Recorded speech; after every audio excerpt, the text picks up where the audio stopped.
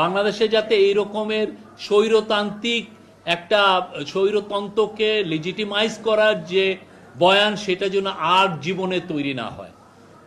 যেই ক্ষমতায় আসুক তার হয়ে জন্য কোনো সাংবাদিক দালালি করতে না হয়। এবং এই জন্য আমরা বারবার বলছি যে আমাদের ভুল ত্রুটি থাকলে, এই গভর্নমেন্ট একটা এক্সাম্পল সেট করতে চাচ্ছে, আপনি আমার মিস্টেক থাকলে, আমার ভুল ত্রুটি থাকলে, আমার অন্যায় থাকলে আপনি জোর গলায় বলেন, জোর কলমে লেখেন, আমাদেরকে দেখিয়ে দেন যে না আপনার এখানে ভুল হচ্ছে। সাংবাদিকতা এটা হওয়া উচিত। কিছুদিন আগে আমি আপনার একটা বড় পত্রিকা আমরা দেখলাম যে প্রফেসর ইউনূসকে প্রশংসাসূচক 2-3টা লেখা লিখছে। আমরা তাকে ফোন দিয়ে বলছি, ভাই এটা লেখার দরকার নাই, আপনি আমার গঠনমূলক সমালোচনা করেন, এই প্রশংসা করার তো দরকার নাই। আমরা চাই আপনারা এই প্রত্যেকটা বিষয় আপনারা তুলে ধরেন। বাংলাদেশের স্বাধীন সাংবাদিকতার খুবই একটা ইম্পর্টেন্ট সময় যাচ্ছে। আমরা বাংলাদেশকে নতুনভাবে গড়তে চাই।